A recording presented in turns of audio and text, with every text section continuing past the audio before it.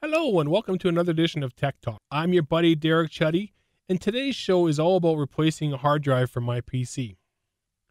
The other day I went to turn on my PC and I got an error stating no active partition available. Normally this is something you would see if you had a brand new hard drive installed. However, I know that this computer had an active partition and an operating system, as it is my personal gaming machine. Now that I've pulled out the case from the desk, as you can see on the side of the case, there is a ton of dust that has collected on the vents of the case, as well as inside the case itself. So the first thing we want to do is we want to get your can of compressed air. Once you have that can of compressed air, we're going to go ahead and clean out the vents of the side of the machine.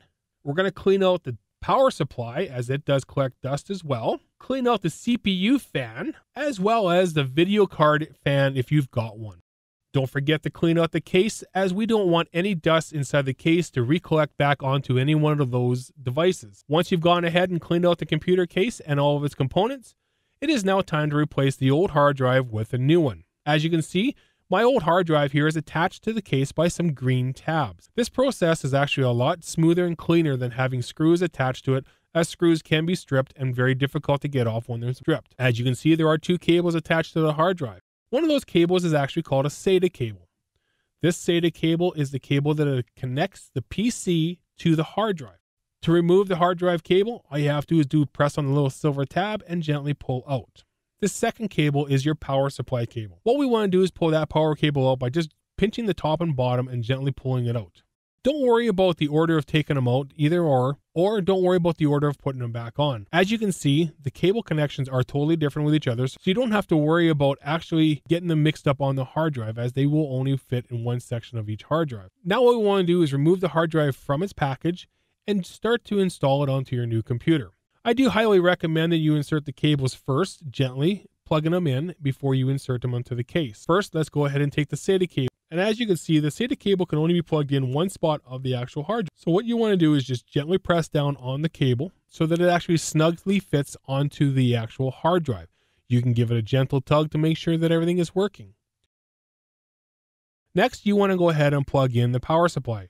Once again, just gently pressing down on the cable so that it is firmly snug against the hard drive.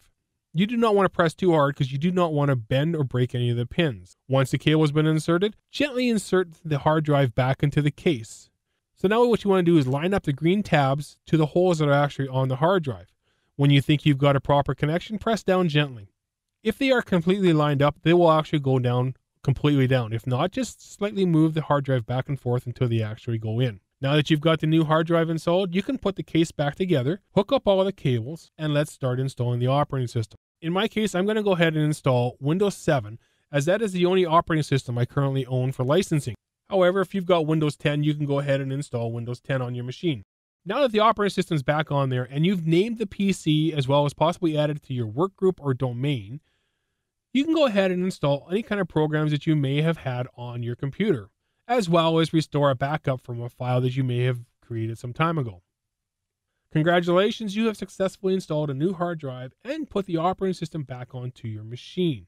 Please like the video if you found it helpful, and if you have any comments, questions, or concerns, or topic ideas for future episodes, let me know in the comments section below. If you have not subscribed to the channel, please subscribe to the channel to get notifications on any new videos I may upload. Thank you for watching Tech Talk. I'm your buddy Derek Chuddy. Take care.